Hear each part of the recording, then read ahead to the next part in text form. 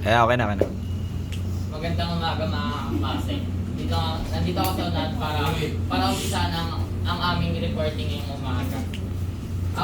Ang umpisahan ko ang magbabasa sa komunikasyong technical. May unang katanungan dito. Ang unang katanungan, bakit mainam na isaalang-alang ang mga audience? Ano kaya ang benepisyo nito sa isang manunulat? Ang unang benepisyo nito sa isang manunulat, kailangan natin isaalang-alang ang audience. Kasi kung wala tayong audience, sino magbabasa ng sinulat natin? Kaya dapat pahalagahan natin ang audience kapag tayo nagsusulat. Hindi lang sa pagsulat ng kung ano, kailangan din siya sa pagka magde-debate tayo, kailangan natin ng audience. Kasi kapag wala tayong audience, parang ang awkward ng lahat. Sumunod naman sa ang audience bilang mambabasa. Ang pagkilala at pagtukoy sa iyong audience bilang mambabasa ay isang napakahalagang salik na nararapat mong isaalang-alang sa pagbuo ng anumang uri ng sulatin.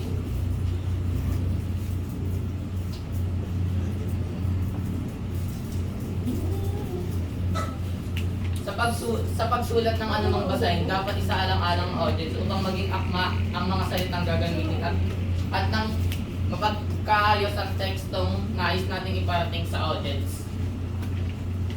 Bilang isang manunulat, kinakailangan alalahanin ng audience. Ang audience ay isang malaking salig na dapat isaalang-alang sa lahat ng pagkakataon.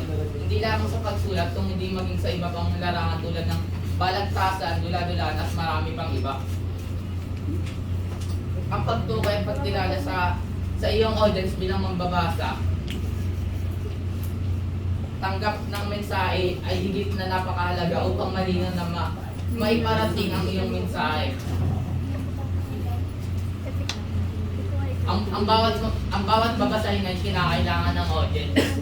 Yun lang po at susundan ng aking na grupo. Ang pagtukoy at pagkilala sa iyong audience bilang mababasa at tagatanggap ng mensahe ay higit na mahalaga upang malinaw na maiparating ang iyong mensahe. So, for example, dito, mahalagang tukoyin at kilalanin natin yung mga audience natin. Kasi, for example, pag sumulat ka ng isang text, for example ko dito is, yung content ng text mo is about sa religion or paniniwala mo. Na yung ikaw, naniniwala ka sa mga santo ninyo, then yung mababasa mo is INC. So, magiging walang kabuluhan yun sa mababasa mo. Okay na. 3, 2, 1, action! Bisa mo na po. Nakaprint na. Basahin mo lang. Ang ungkol na.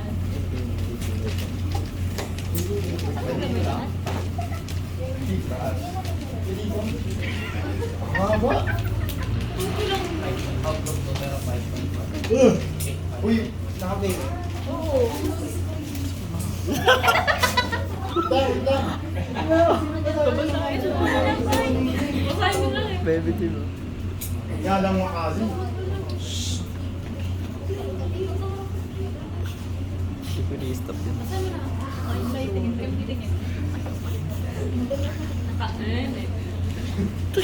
Lutog na. Okay na, Cor. Pinyan lang mga kasi. Boss, yung ang ang umuulat tayo ay komunikasyon na tinatawag ng pandaigdigang komunikasyon ng umabago ng tradisyonal na pakikipag-ugnayan. Halimbawa, dito ay electronic mail at iba pang social networking site. Naging komplikado naman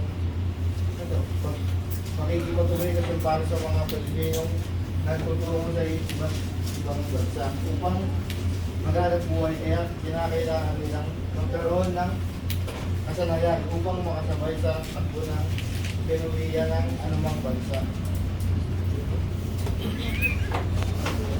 Next. Nilalindigan talaga yung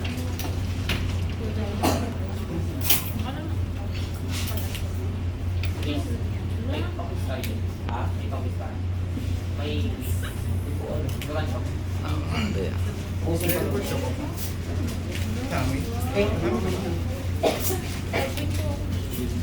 Stop mo muna, Gar.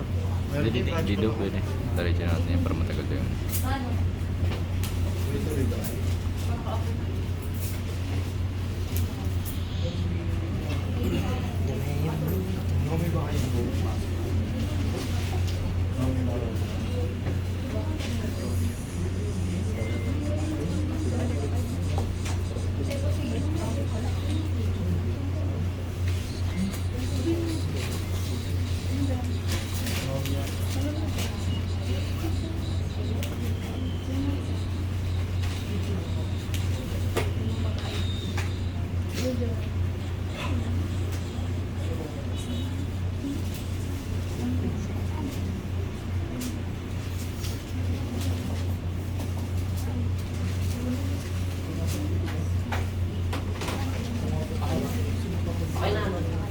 Dumako naman tayo sa sa susunod nating tatalakay.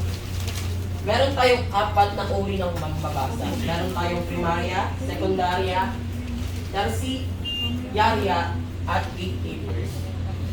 Bago tayo magsimula, unahin muna natin ang primarya. Primarya. Sila ay mga tuwirang pinatutunguhan ng inyong mensahe na umakakot at bibigay pa siya. Dito naman sa primarya, sila yung unang ito yung unang pinatutunguhan ay sila yung tumatanggap ng mga binabasa nila. Halimbawa na lang naman ito ay kung nagbasa ka ng isang novel about sa Novela. Love story. love story. Tapos yun, habang binabasa mo siya, na-adapt mo na yung binabasa mo. And then, so sunod naman ay sekundarya. Sila ang mga nagbibigay payo sa mga primaryang mambabasa. Sila ang mga ekspertong may espesyal na kaalaman upang matulungan sa pagpapasya ang primaryang mambabasa. Dito naman sekundarya, ito naman yung may mga mga eksperto or may mga pinag-aralan. Ito naman yung ito naman sila nagbibigay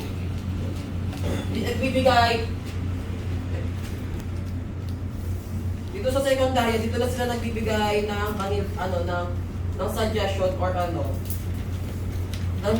suggestion or nagpapasya sa mambabasa. Ang susunod naman ay tertiarya.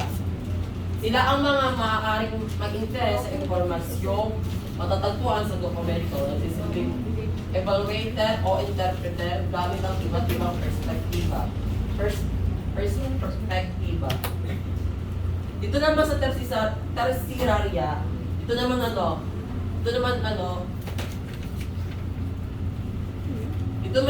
may nagsisilbing evaluator or interpreter sa inyong binabasa. Sunod naman ay gatekeepers.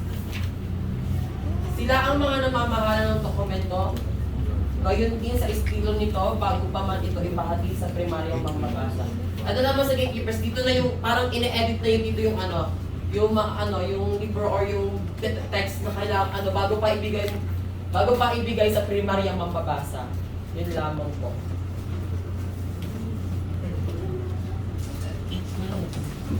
Next. Si Sachi na. Sa China.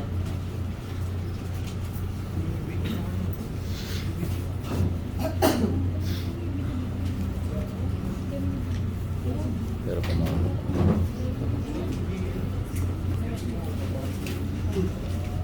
Di ko na-file. Sachi mo na.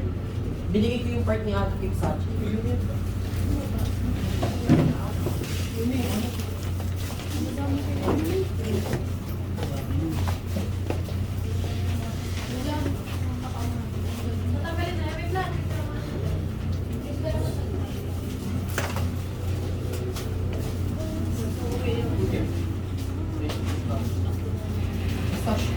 What is touching? Ikaw? Last part yun. Wala ko. Ay, bago ka? Lala, Dahil pa pala yan. wait lang please. doon sa kanila. Lala, Lala. Saan ba ni-stop mo muna? No?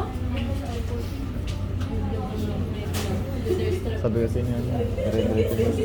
Sige, ate ko, tagalan mo pa. Wait lang tayo. So, guys, meron akong dalawang tatalakay. Yung una, technical vocational. Technical vocational. Ang technical vocational na pagsulat ay napakalaga sa paraan ng pagsulat at komunikasyon. Para sa professional na pagsulat, tulad ng ulat pang laboratorio, mga proyekto, mga panuto, at mga diagram. Ang technical na pagsulat ay mahalagang bahagi ng industriya dahil dito ay nagbibigay ng mahalagang dokumentasyon sa gamit at aplikasyon ng mga produkto. At paglilingkod sa bawat industriya, malaki rin ang naitutulong sa paghahanda ng mga dokumento para sa kaunlaran, teknolohiya upang mapabalik nito ng mabilis, espiyente at produktibo. So, i-explain ko naman siya ng konti para maintindihan. Ang kabuuan niyan ay, ang technical vocational na pagsulat ay isang mahalagang kasanayan sa professional na mundo dahil ito ay nagbibigay daan sa malinaw at epektibong komunikasyon ng mga kritikal na informasyon at konsepto sa bawat larawan. So halimbawa niyan, ang technical ng pagsulat ay nagpapakita ng kahalagahan nito sa pagtukoy, pag-uugnay at pagpapalaganap ng mga idea at kaalaman para sa patuloy na kaunlaran ng lipunan at industriya. So, ito parang bigyan ng linaw sa mga yung mga proyekto natin na gagawin natin para sa mga engineer tayo, mga patient, mga doktor. Yung mga sa doktor naman, yun sa mga iba pa rin. Ito yung tulad ng pang laboratory, yung mga step by step na procedure ng kung ano yung gagawin sa'yo, i-surgery sa'yo, parang gano'n sa technical. So, ang focus ng technical vocational na pagsulat ay ang introduction ng mag-aaral sa iba't ibang uri ng pagsulat na kailangan sa mga gawain may technical na orientasyon. Ano mang uri ng professional sa gawain ang ginagawa mo? Maaari ito ay nangangailangan ng mga gawain pagsulat at marami rito ay likas na technical habang mas marami ang alam mo ukol sa batayang kasanayan sa technical na pagsulat, mas mahusay na pagsulat ang magagawa mo. So, ang kabuuan niyan, ang pag-unawa at pagpapayaman sa batayang kasanayan sa technical na pagsulat ay nagbibigay daan sa mga profesional na mas magiging handa at mahusay sa paglikha ng mga kasulatan o komunikasyon na may technical na aspeto. Ito ay isang pundasyon na nagtutulong sa mga individual na magpalawak ng kanilang kakayahan sa larangan ng propesyon at matagumpay na kanilang mga gawain. So, ito yung sa focus na yan, pag-uunawa at pagpapayaman sa ating kasanayan. Para yung mga nagagawa naging parang story or parang novel, para yung mga audience na magiging interesado dun sa mga ginagawa mo, para hindi ka maging sabihan boring sa mga ginagawa mong pagsulat. So, isulat. Katangian ng technical vocational na pagsulat. Mahalagang malaman na mga katangian ng technical vocational na pagsulat kung ikaw ay naghahangad na maging professional na manulat. Maraming klase ng pagsulat ng bawat uri ng layunin. Kaya iba ang technical vocational sa pagsulat at kadalilan ng ito ay tigit na naglalaman ng mga informasyon. Layunin ng ganito uri ng pagsulat. So, mahaba po kasi yan. Ay kabuuan ko na lang ng text na yan. Ang layunin ng technical vocational na pagsulat ay naglalayong may paliwanag na maayos at detalyado ang iba't ibang paksa ng mga pagbasa. Ito ay nagtutuon. Wow! Ito ay nagtutuon sa pagpapakita ng impormasyon, ngunit hindi lamang basta pagbibigay ng datos, kundi ang paglalapat nito sa konkretong sitwasyon o aplikasyon. Sa pamagitan ng ganitong uri ng pagsulat, ang mga mababasa ay magkakaroon na mas malalim na pag-unawa sa mga technical na konsepto at proseso. Halimbawa, sa larangan ng agham at teknolohiya, ang isang profesional na manunulat ay maaaring magsulat ng mga technical na ulat, manual o pagsasanay na naglalayong ipaliwanag ang mga komplikadong konsepto at eksperimento sa isang paraan na madaling maunawaan ng mga magbabasa. Ang technical vocational na pagsulat ay naglalayong maging malinaw, tuwing at epektibo sa paghahatid ng impormasyon sa mga magbabasa. So, yung sa mga keywords niyan, yung mga detalyado at mga pagkasunod-sunod ng mga ginagawa nila para sa ating magbabasa, para maunawaan natin mabilis or maalam natin kung ano yung pinagagawa nila kunwari sa teknolohiya. Yung mga project nilang ginagawa, doon nila sinusulat kung paano nila binubuo o paano nila nagagawa yung mga proyekto nila. So, dito sa technical motion, sa-summarize ko lang po sa inyo para mas maintindihan. Ang technical vocational na pagsulat ay isang uri ng pagsulat na naglalakad at nagpapaliwanag ng mga paksa aralin sa isang malinaw o hefty o tumpak at hindi emosyonal na paraan. Ito ay nagtataglay ng iba't ibang mga elementong ginagamit upang may panawanan ng mga konsepto o proseso ng isang tiyak na larangan. Yung mga proseso, yung mga elemento po na nabanggit, ito po sila. Ito, yung describe yung mga mekanismo.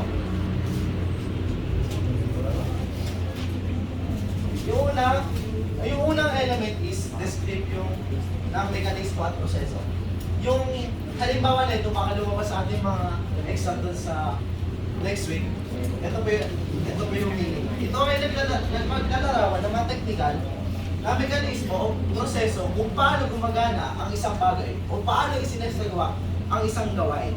Halimbawa, sa pagpapaliwanag ng mekanismo ng isang makina, mahalaga ang detalyadong description ng mga bahagi nito kung paano ito nagtatrabaho.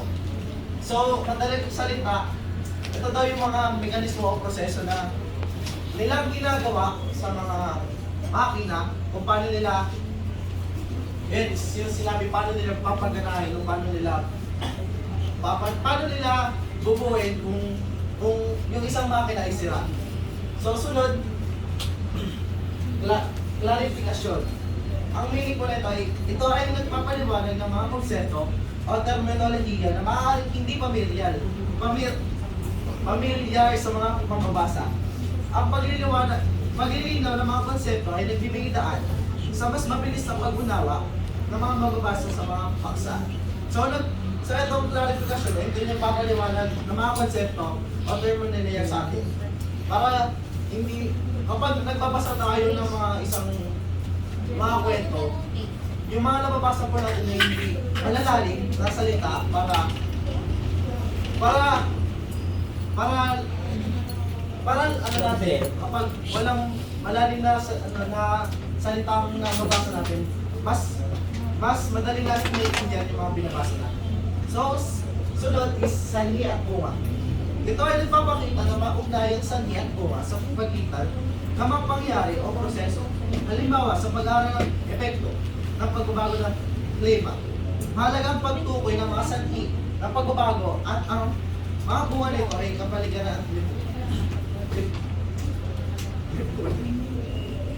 at lipunan. So, yung sanhi at bunga, alam nyo naman yun, yung mga sanhi at bunga na alam natin na ginagawa natin sa buko. So, hindi ko na i-explain sa inyo. Sunod, pag-aambing at pagkakaiba. Ito ay paglalarawan ng pagkatulad at pagkakaiba ng mga bagay o konsepto. Halimbawa, sa pagsusuri ng dalawang teknolohiya, mahalaga ang paghahambing ng kanilang mga benepisyo at limitasyon. So, sa pag-aambing at pagkakaiba, ito yung paglalarawan natin sa mga bagay kung paano nito merong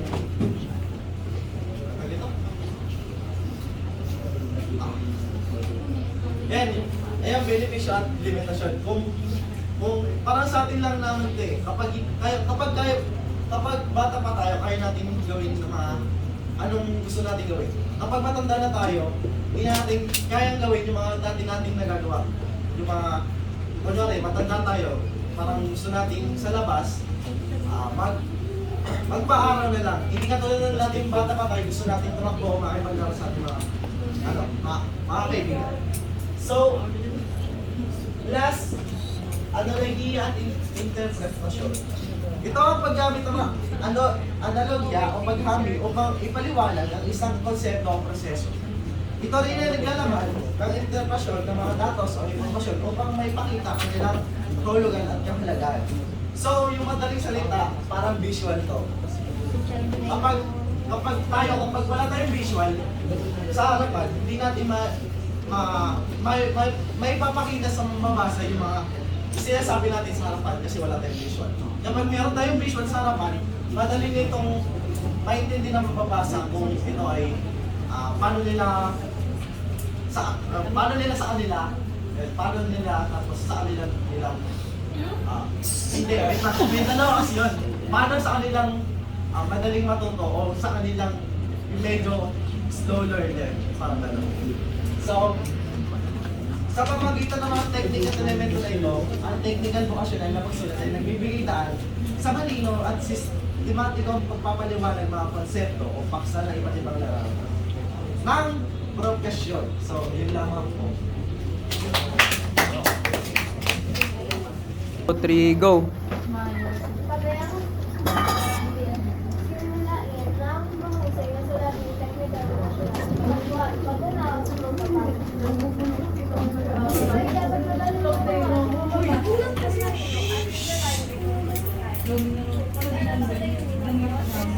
Tayo ko na lang tayo.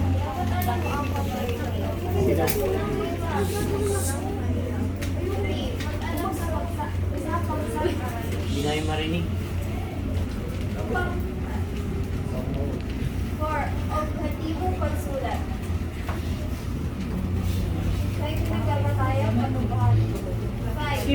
Paggamit ng tamang ekstruktura upang malaman ang pagkakasunod-sunod ng isang sulat. 6. Paggamit ng etikal na komentarya. Pagiging handweight at hindi nagpapaligid sa paggawa.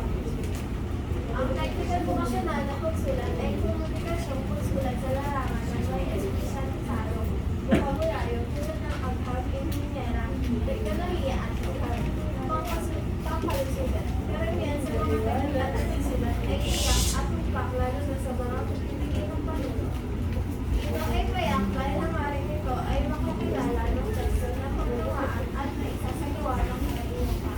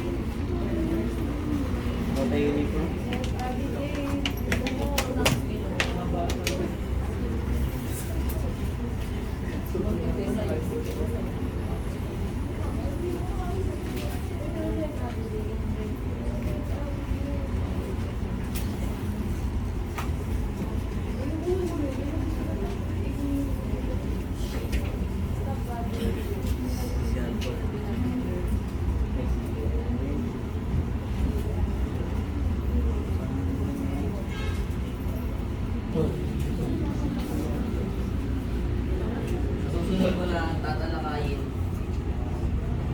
May tatlong layunin ng technical vocational. Una po, upang magbigay alam sinusulat ito upang mapaunawa o magpagawa ng isang bagay.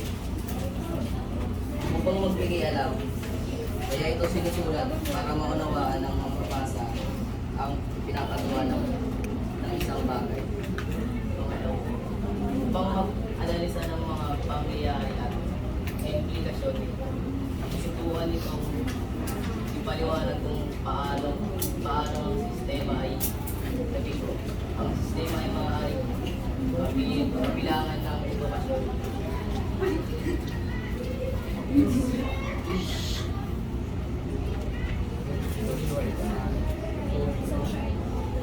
Socio-economics, politika at ang kinakailangang pagbabago.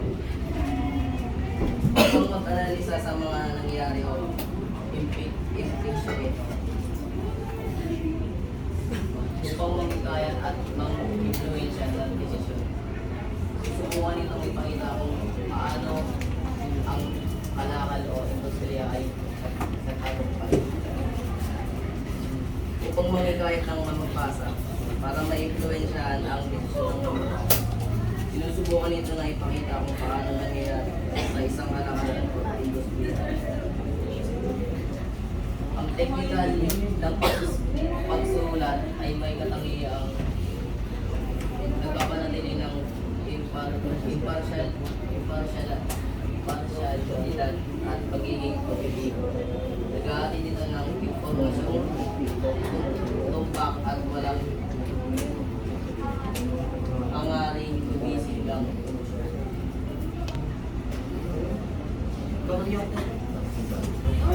Namengay! Gamit ng technical professional na pagsulat. Number 1. Upang maging batayan sa desisyon ng mamahala. Upang magbigay ng kailangang impormasyon. Upang magbigay ng introduction. 4. Upang magpaliwanag ng technical. 5. Upang magulat ng nakamo achievement. 6. Upang mag-analisa ng mga suliraning bahagi, problem areas. 7. Upang magtiyak ng pangailangan ng disenyo at sistema. 8. Upang maging batayan ng pagpublikong ugnayan. 9. Upang magulat ng mga stockholders ng kumpanya. 10. Upang makabuo ng produkto. 11. Upang makapagbigay ng serbisyo. 12. Upang makalitan ng mga proposal. Simulan nito. Pag-unawa sa pambabasa. Pag-alam sa layunin ng bawat ulat. Pag-alam sa paksang alin. Teknikong pagsulat. Paggamit ng tamang struktura. Paggamit ng edikang pamagay. Katangian. Naglalahat at mapaliwanag ng paksang aralin sa malinaw, objektibo, tumpak at di emosyonal na paraan. Lalagaan. Mahalagang bahagi ng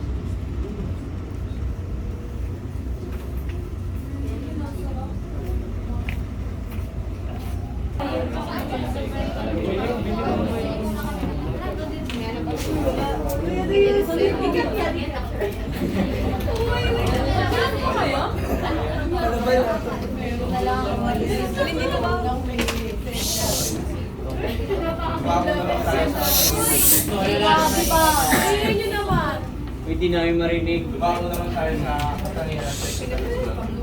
Layunin, nagbibigay ng mahalagang informasyon, direktang nagbibigay ng idea ng matutunan, nagbibigay ng instruction o direction, nagkahaway ng daan para sa pagdedesisyon. Karagdagan ng mga sasabihin. Yung layunin, technical na sulatin ng malinaw at tuwiran. Kaya nagsalaman ng mga detalye at informasyon ang kailangan ng magbabasa upang maunawaan ang sinusulat. Paksa. Nakapokus sa subject na may kaugnay sa industriya, business, science, and technology. Ang paksa ay technical na sulatin ang paksa ay technical na sulatin ay limitado at nakatuon sa isang tiyak na tema o issue. Ito ay naglalaman ng mga technical na detalye at paliwanag ukol sa tiyak na paksa. Lingwahe. Gumagamit ng jargon, technical at scientific. Puntan ni Vesta. Ikatlong panauhan ang ginagamit. Ang paggamit ng wika, sa technical na pagsusulat ay malinaw at tiyak. Ito rin ay karaniwang ginagamit ng mga technical na terminolohiya at format upang may paraningan mensahe sa mga pagbabago. Ito, objective, walang pag-reading at personal. Parang Ito yung hindi emosyonal, nakatuon lamang sa pagsasali ng informasyon ng maayos at tiyak.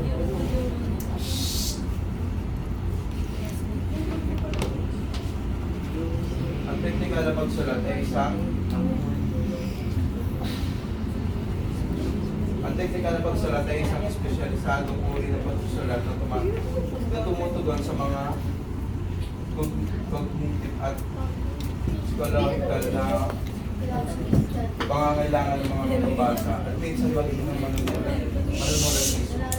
Nagsasabi ito ng mga impormasyong maaaring makatulong sa pagbibigay solusyon sa isang komplikadong suliranin.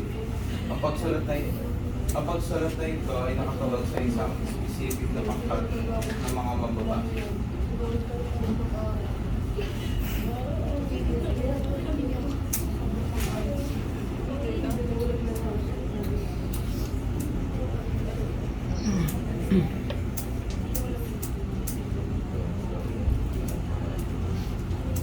Nadidevelop ko.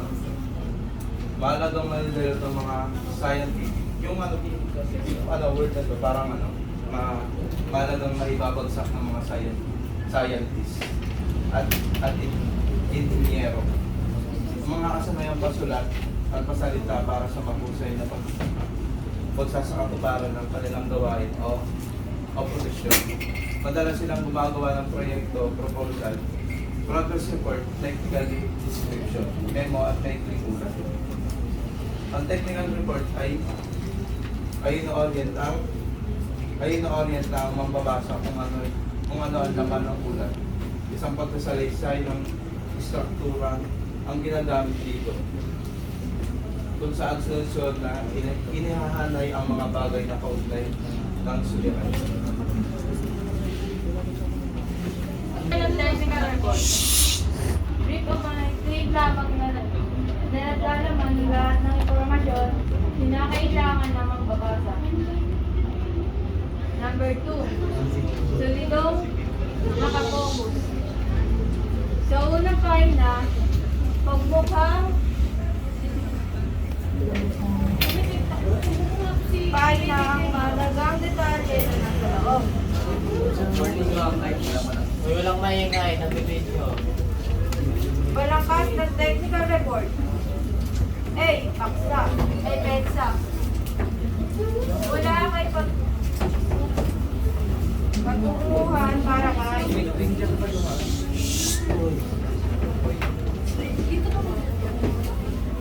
Sigating mo pag-away.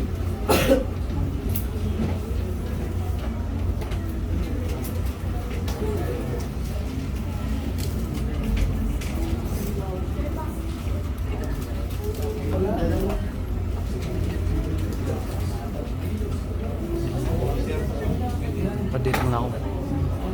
Baka di kasi narinig.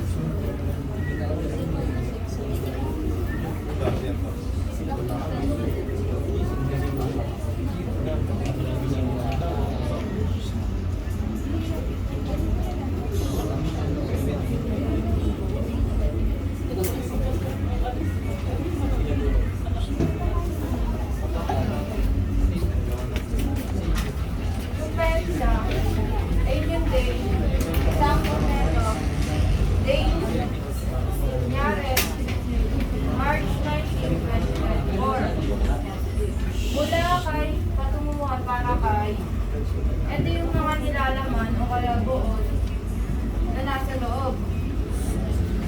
Bakit?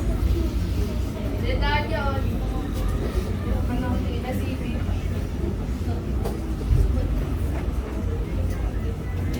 Proseso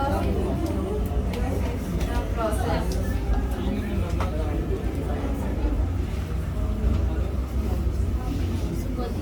Ito yung mga proseso na nasa loob, paano siya makukuha. Rakay o disenyo o disenyo speak.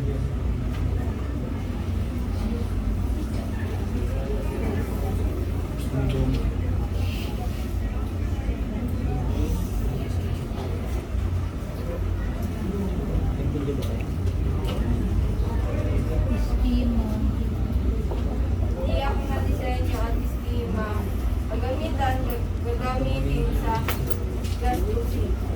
Ito yung mga dito nalalagay yung mga gastos mo tulad ng mga binili ninyong mga gagamitin.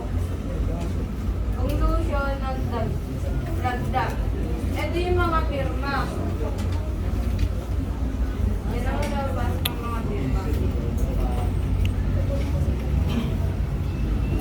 Letter B, para kay pangalan ng tatanggap o pinatutulan. Titulo. Ito yung dito pang baso kunyari.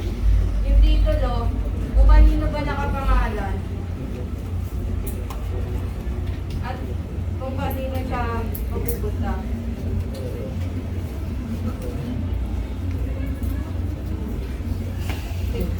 Barko na ito o unit. Dito na yung unit.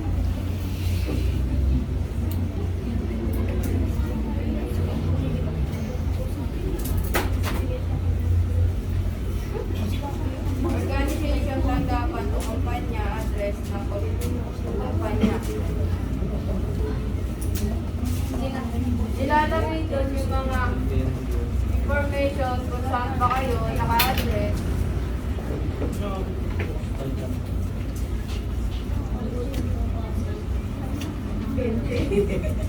Mula kay ang pangalan ng sumulat at departamento o kumpanya.